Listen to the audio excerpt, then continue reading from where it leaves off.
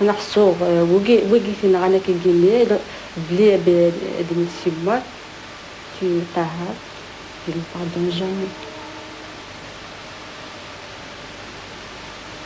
Donc il faut m'expliquer pourquoi la Latine, pourquoi, quelle raison. Aujourd'hui, dans certains pays, la parole écrite a le pouvoir de dresser les uns contre les autres, intellectuels occidentalisés et intégristes musulmans.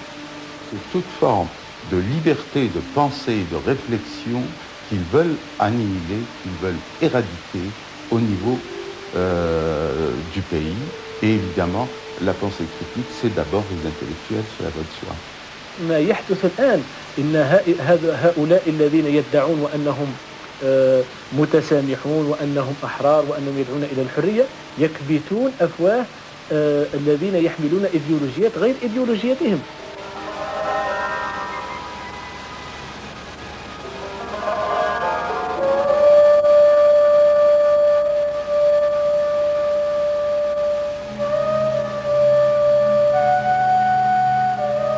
L'Algérie, deuxième plus grand pays d'Afrique, est à moins de 160 km des côtes de l'Europe. Un pays riche de son héritage musulman, mais marqué aussi par son passé de colonie française. Ces dernières années, le conflit entre ces deux cultures s'est exacerbé. Entre mars et juin 1993, 6 intellectuels de renom ont été assassinés à Alger. Parmi eux, Tahar Djaout, poète, écrivain, journaliste, mari et père de famille.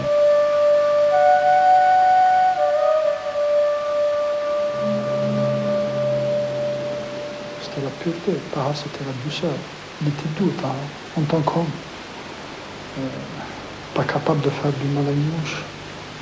Il avait un talent fou en tant que journaliste et en tant qu'écrivain. Il symbolise une génération qui allait prendre la relève dans ce pays pour faire avancer l'Algérie dans le monde moderne. Mohamed Tessa était un de ses cousins. Plus que la complicité familiale, c'est surtout la complicité du point de vue idée intellectuelle, du point de vue vision de la vie.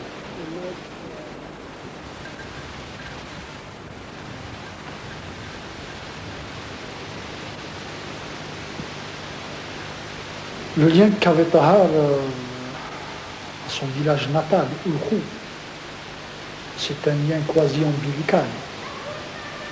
Cet espace géographique d'Ulkhou et des environs a été, si l'on veut, sa source première d'inspiration pour l'œuvre, pour le poète d'abord, et puis pour l'écrivain ensuite.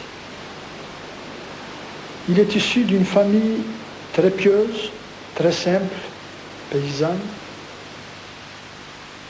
ورنا صنف غطنا سيما الطيني في السيتين إما رانتي تشوف غادي يروح مبغار القوس أثار غادي تشلقوت غادي يروح مبغار القوس غادي يروح من التبوت غادي يدعو بوار القدار ربي كسيي ليش غاين إنك ميت غطر مريت الروز متاخر.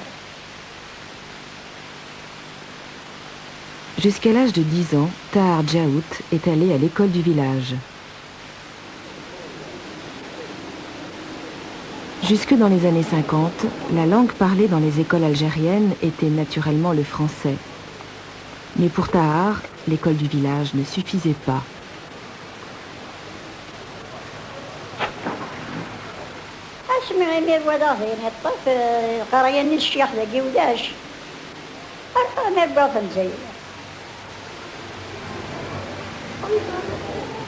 أنا عايشة عند كسبة أروح الزمنية تيريسيتي الزمنية تمول الدار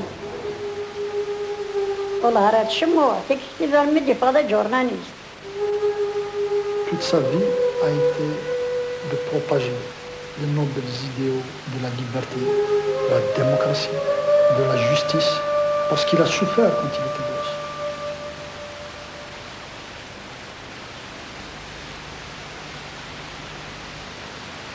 Dans l'engrenage de la vie citadine, il s'est peu à peu affirmé dans le monde de la poésie d'abord, puis dans le monde du journalisme, Diout. Il a tout fait pour faire partager son idéal de justice sociale. El Watan, La Nation, est le plus grand journal indépendant du pays. Omar Belouchet, son rédacteur en chef, a connu Tahar quand il était jeune journaliste. J'étais à Al-Moudjahid à l'époque. Il s'occupait déjà des aspects culturels, des aspects un peu intellectuels, idéologiques. Et il avait, je me souviens, beaucoup de penchant pour la littérature et il m'en parlait régulièrement. Il était très attiré par la poésie, par l'art d'écrire. Aujourd'hui, il y a un incident. Dans ses articles, menait un combat d'idées. À chaque fois, on trouvait des opinions très fortes et il n'écrivait pas pour écrire. En 1979, Tahar a épousé Farouja et la famille s'est très vite agrandie. Ses deux premières filles étaient encore très jeunes quand Tahar a reçu une bourse du gouvernement pour aller étudier le journalisme à Paris pendant 2 ans. Toute la famille l'a suivi. Ma senior, quand elle a gagné, elle dit non. Elle m'a dit je peux pas rester ici.